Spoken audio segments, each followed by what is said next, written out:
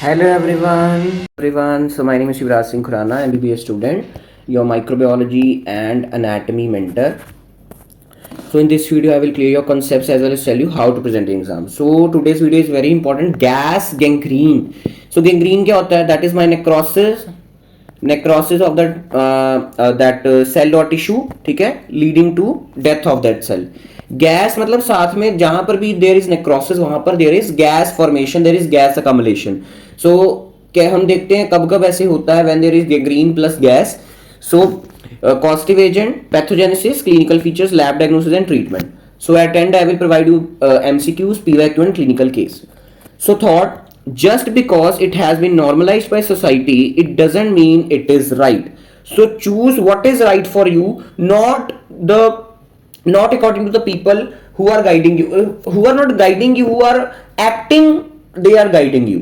Okay, so अपने according जो अच्छा लगता है वो करो. और कितनी चीजें, एंडलेस चीजें ऐसी हैं जो लोगों ने नॉर्मलाइज कर दी हैं. They have normalise the exploitation against many organism, against many animals, against many humans. That is not normal.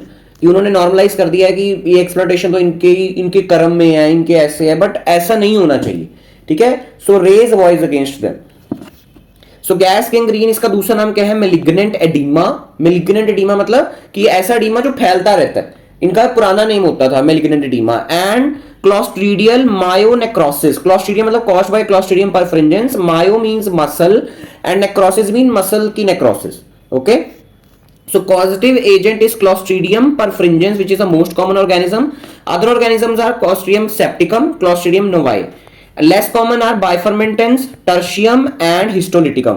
So इसका जुगाड़ लेके आया हूँ. Poor students need better test hacks. Poor students needs best test hacks. So P stands for perfringens, septicum, N for novae, B for bifurmentans, T for tertium and H for histolyticum. So these three causes rarely, basically main is my perfringens. कुछ ना याद रहे आपने perfringens जरूर याद रखना है. Next is my pathogenesis. तो बेटा इस ऑर्गेनिज्म ने तभी ग्रो होना है when there is anaerobic condition. तो ये इसका है कि अगर एनारोबिक कंडीशन मिलेगी. एनारोबिक कंडीशन मतलब क्या होता है? ऐसी जब when there is no oxygen. तो ऐसी कंडीशन हमारे अंदर तो ऐसे नॉर्मली नहीं पाई जाती. हमारे अंदर हर टिश्यू इज गेटिंग ऑक्सीजन. तो normally it can't grow in our body because हमारे अंदर ऑक्सीजन है हर जगह.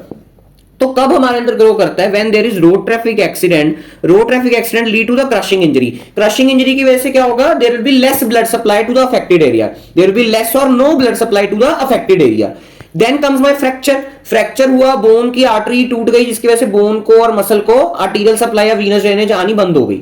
उसकी वजह से there is foreign body. Bullet मारी, गोली मारी, मेरे किसी ने गोली मारी, तो उसकी वजह से there will be the rupture of the capillaries, there will be rupture of the blood vessels leading to ischaemia.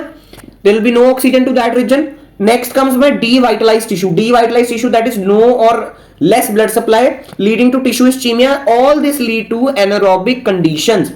So anaerobic Clostridium is an anaerobic bacteria.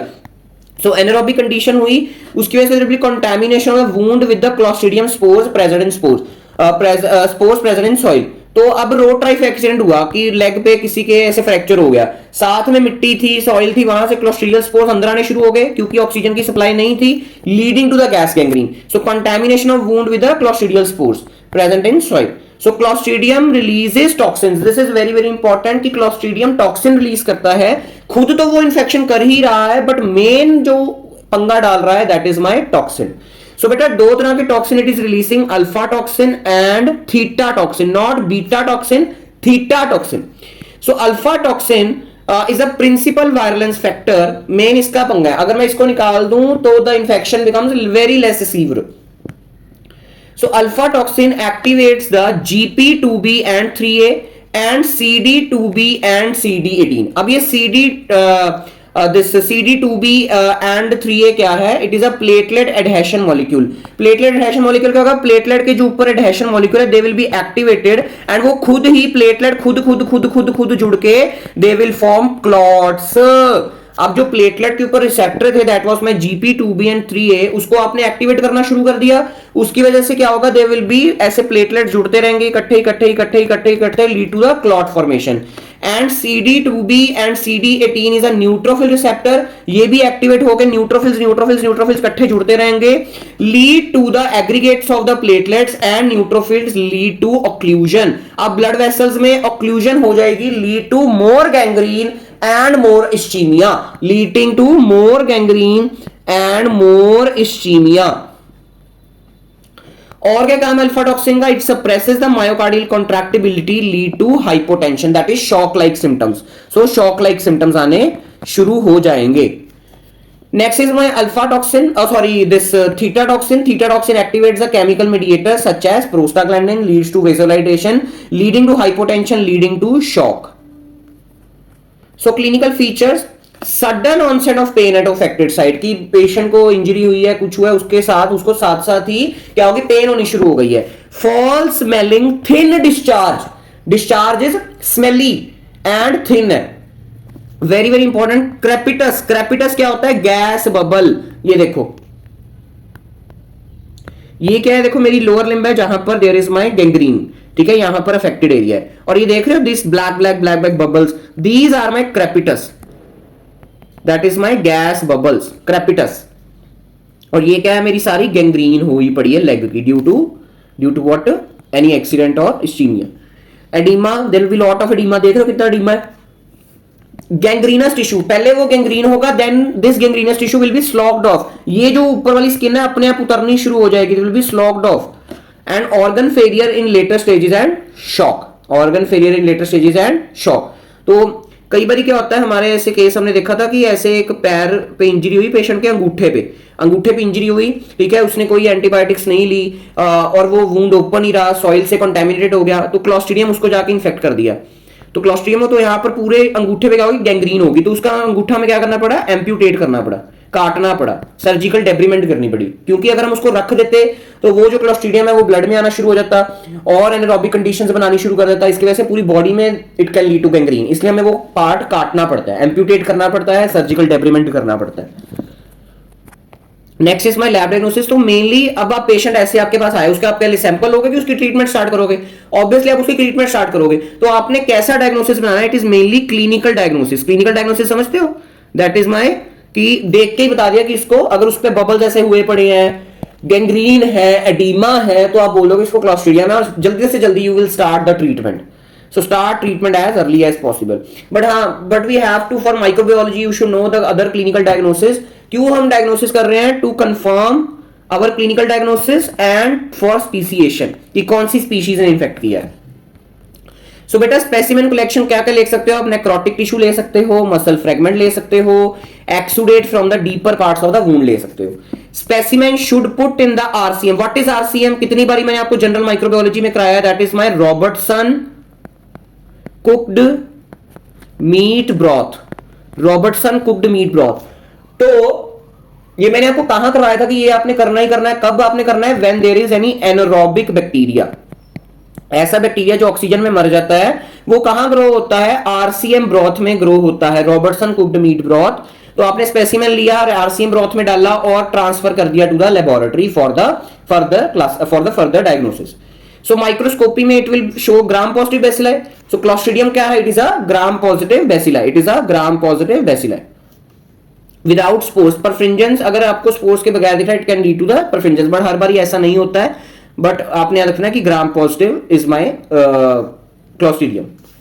Culture, this is very very important point. इसके कुछ important topic हैं जो आपको paper में आते हैं in your NEET PG, also NEET PG का recent question आपको बताऊंगा जो इसी साल आया है, ठीक है, इसी टॉपिक से आया है, that is culture and identification of the Clostridium perfringens. So first is my target hemolysis. So double zone hemolysis is formed on the blood agar. अब double zone hemolysis क्या होता है, ये देखो, देख रहे हो, ये मेरा ब्लड अगार है, ये जो येलो कलर का आपको दिख रहा है, this is my core haemolysis, that is my inner zone, this is my inner zone haemolysis. और ये जो आपको थोड़ा थोड़ा बाहर दिख रहा है, देख रहे हो, this is my outer zone, ये जो आपको एरो देख रहे हैं, this is my outer zone haemolysis. So दो तरह की haemolysis, double zone haemolysis is seen on the blood agar, by the perfringens. So inner zone is complete hemolysis. देख रहे हो येलो कलर की, yellow colour is complete hemolysis due to the theta toxin. Theta toxin complete haemolysis करेगा, whereas alpha haemolysis do the incomplete haemolysis, that is my outer zone. Very very very important point. Okay, next is my Nagler's reaction. तो बेटा नेगलर्स reaction जो होता है आपने कौन से अगार पे करना है, that is my egg yolk agar. कौन से अगार पे करना है, ऑन एग योक अगार. जब आप सैंपल को, ये हाफ साइड देखो पहले, ये मेरा एग योक अगार है, मैंने इसको दो हिस्सों में बांट दिया. ये जब मैंने एग योक अगार पे अपना सैंपल डाला तो वहां पर there is my opalescence detected. What is opalescence, that is my milkiness. देख रहे हो, ऐसी milkiness will be my detected on the egg yolk agar after applying the sample on the egg yolk agar. Opalescence, milkiness will be detected. अब ये आपने check करना है, अब आपने कंफर्म करना है कि ये ओपेलिसेंस सच में थी कि कोई आपको मिस्टेक हो गई है. तो आप क्या डालते हो, opalescence is inhibited after incorporation of anti alpha toxin. पहले ये बता दूं कि जो ओपेलिसेंस डिटेक्टेड हुई है कैसे डिटेक्ट हुई है, ड्यू टू दिस क्या कहते हैं, due to the alpha toxin, due to lecithinase activity of alpha toxin. क्या हुआ, अब आपने यहां पर परफ्रिंजेंस डाला, अब आपने यहां पर नेक्रोटिक टिश्यू डाला, मसल फ्रेगमेंट डाली, वहां उसमें क्या था, परफ्रिंजेंस था. तो उस परफ्रिंजेंस ने एग योक खाना शुरू कर दिया. एग योक खाना शुरू करेगा, अगर एग योक खाना शुरू करेगा वो रिलीज करेगा alpha toxin which is a principal virulence factor. वो अल्फा टॉक्सिन का कैसी एक्टिविटी है, लेसिथिनेस एक्टिविटी है. ये लेसिथिनेस एक्टिविटी यहां पर ओपेलिसेंस प्रोड्यूस करेगी, मिल्कीनेस प्रोड्यूस करेगी. ये फर्स्ट केस हो गया. अब आपने चेक करना है कि जो मेरी ये जो ओपेलिसेंस से डिटेक्ट हुई है ये सच में है कि कोई मुझे गलती लग रही है. तो आप वहां पर क्या डालोगे, एंटी अल्फा टॉक्सिन डालोगे. अगर आप वहां पर एंटी अल्फा टॉक्सिन डालोगे, एंटी अल्फा टॉक्सिन डालोगे तो वहां पर अल्फा टॉक्सिन मरना शुरू हो जाएगा. अगर मरना शुरू हो जाएगा तो ओपेलिसेंस कम होती जाएगी. ओपेलिसेंस क्या होती जाएगी, कम होती जाएगी. देख रहे हो यहां पर ओपेलिसेंस कम हो गई है, देख रहे हो, this is opalescence is inhibited. So this is my Nagler reaction, very very very important. Okay, Nagler reaction. Next is my reverse CAMP test. Reverse CAMP test is shown by clostridium perfringens on blood agar. ठीक है, अब आप बोलोगे reverse CAMP test समझाने से पहले मैं आपको समझाऊंगा कैंप टेस्ट क्या होता है. बाकी CAMP test is not shown by perfringens, whereas reverse CAMP test is shown by perfringens. So CAMP test is shown by streptococcus agalactiae, not Streptococcus pyogenes but Streptococcus agalactiae, whereas the reverse camp test is shown by the Clostridium perfringens. Next, सो इस test में ना, चाहे camp test हो चाहे reverse CAMP test हो, आपको detect करने के लिए कोई और ऑर्गेनिज्म भी डालना पड़ता है. आप यहां पर एगलेक्टिया डिटेक्ट कर रहे हो और यहां पर परफिंजेंस डिटेक्ट कर रहे हो, बट इनको डिटेक्ट करने के लिए आपको एक दूसरे ऑर्गेनिज्म की जरूरत पड़ती है. तो वो यहां पर कैंप टेस्ट में किसकी जरूरत पड़ रही है, स्टैफ ऑरियस की, स्टेफाइलोकोकस ऑरियस, जो कि मेरी सेकंड थर्ड वीडियो थी. ओके, स्टेफाइलोकोकस, यहां पर आपने स्टेफाइलोकोकस डालना है. और रिवर्स कैंप टेस्ट में जहां पर आप क्लॉस्ट्रिडियम परफ्रिंजेंस डिटेक्ट कर रहे हो वहां पर आपने स्ट्रेप्टोकोकस एगेलेक्टिए डालना है, जो आप कैंप टेस्ट में डिटेक्ट कर रहे थे. कैंप टेस्ट में आप स्ट्रेप्टोकोकस एगेलेक्टिए को डिटेक्ट कर रहे हो, whereas reverse CAMP test में उसको आप यूज कर रहे हो to detect the clostridium perfringens. Okay, अब इनका प्रिंसिपल क्या है. सो बेटा staph aureus produces beta haemolysin, ये आपको मैंने पढ़ाया था, बीटा हिमोलिसिन रिलीज करता है staph aureus, and agalactiae produces CAMP factor.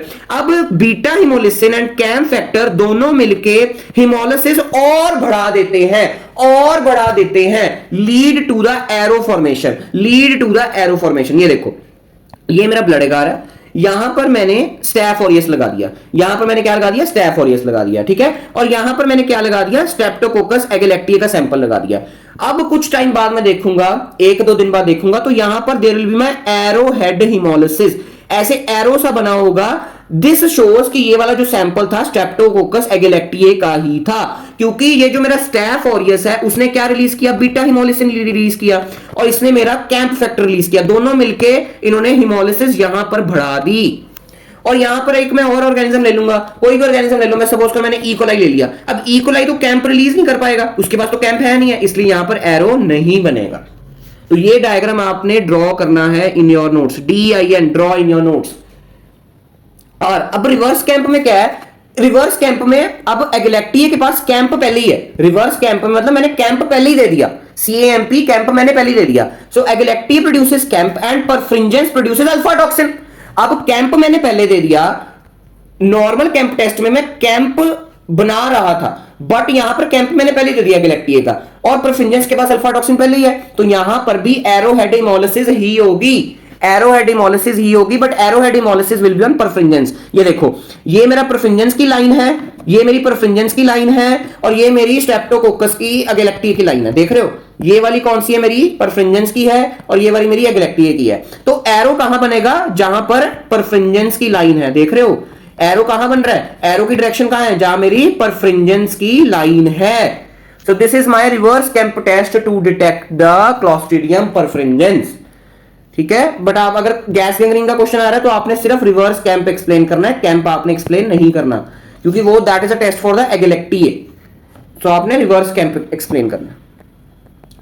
On litmus paper, when you do the litmus paper test for the Clostridium perfringens, it shows Tommy clot reaction due to the fermentation of the lactose, leading to acid and gas formation.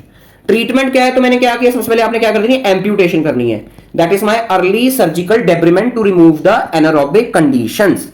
Antibiotics आपने कौन सी देनी है, penicillin and clindamycin, which is the drug of choice for the gas gangrene. Hyperbaric oxygen देनी है to kill the obligate anaerobic clostridia in the blood. Passive immunisation with the anti alpha toxin antiserum, ताकि जो आपकी body में alpha toxin release हो गया उसको मारने के लिए you will give passive immunisation. PYQs, short note on gas gangrene, करोड़ों बारी क्वेश्चन आ चुका है, खोल के देख लो अपने PYQs 10 ईयर के। लैब डायग्नोसिस करोड़ों बारी क्वेश्चन आ चुका है gas gangrene, and reverse CAMP test. So characteristic feature of anaerobic bacterial infections except, so false smelling discharge होता है, उन्होंने पूछा है सब कुछ है except, so false smelling है, fail to grow aerobic media है, गैस होती है, blue green pus is not there, there is no blue green pus नहीं होती है। Principal virulence factor is my alpha toxin. Treatment of gas gangrene includes all except, so penicillin clindamycin देते हैं, immediate wound closure no, early surgical debridement करते हैं, anti toxin देते हैं। सो आपने वुंड को क्लोज नहीं करना है, एंटीसेप्टिक्स लगा के अगर आपने वुंड को क्लोज कर दिया तो आप एनारोबिक कंडीशंस और बना रहे हो उसके लिए, तो आपने वुंड क्लोजर नहीं करना है। Okay, so Rajesh 23-year-old male admitted 5 days after the crush injury to his right leg following the road traffic accident. He had treated with local village quack. On examination the wound was bandaged, देखा इसने wound close कर दिया है, bandaged with a soiled gauze, appear to heavily contaminated with soil, soil से contaminated हो गया, और soil में क्या है, spores of clostridia, and local muscles appear to have been crushed, local muscles खराब हो गई हैं। There was edema and pain at site and crepitus लिख दिया उन्होंने, तो सीधा सीधा ये gas gangrene. So this is my gas gangrene due to the clostridium, कोई भी clostridium हो सकता है, कोई भी हो सकता है, but most common is my perfringens. So please share if you like my content to your juniors, to your seniors, to your batchmates and your friends of the different colleges. कोई भी doubt हो you can comment और DM me on Instagram, link is in description of the Instagram। और अगर आपको free notes चाहिए तो उसका लिंक भी है, टेलीग्राम का link is in my description, तो आप वहां से free of cost without any पैसे आप जाके नोट्स ले सकते हो। So this was all about today's video, मिलते हैं नेक्स्ट वीडियो में।